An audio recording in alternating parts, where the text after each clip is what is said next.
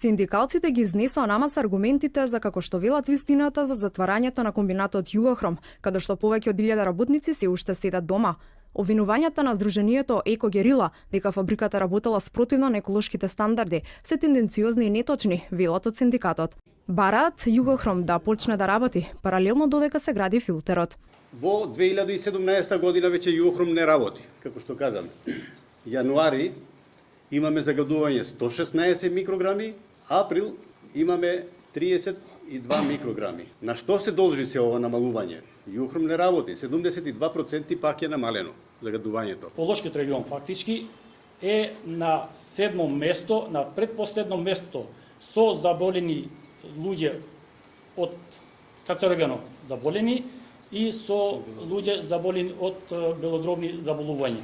Тие податоци кои ги изнесува Екогерила, значи се некои податоци неточни. Од невладината Екогерила ги отфрлаат наодите на синдикалците и велат дека остануваат на ставот од Југохром е еден од најголемите загадувачи во пологот. Бројот на деца со респираторни болести за пред и после затварањето на Југохром и од Институтот за јавно здравје на Република Македонија. Во 2015 година, кога работел Југохром, овој број изнесувал 31.446 случаи. Во 2017 година, кога не работел, овој број се намалил на 18.578 случаи.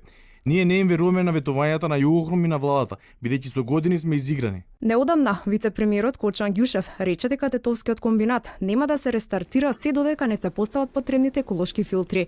Денес код неговиот кабинет за телевизија 24 вела дека операцијата се очекува да заврши до нова година, пошто фабриката повторно ќе ги запали печките. Се поставува челичната конструкција која треба да биде готова до крајот на септември. Внатрешните елементи ќе бидат поставени до крајот на декември.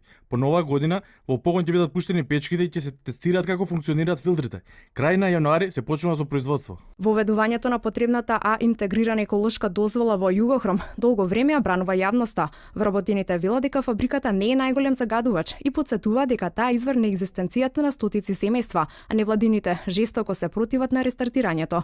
Големите индустријски капацитети законски со рокови беа условени да инвестираат во еколошки стандарди во согласност со европските.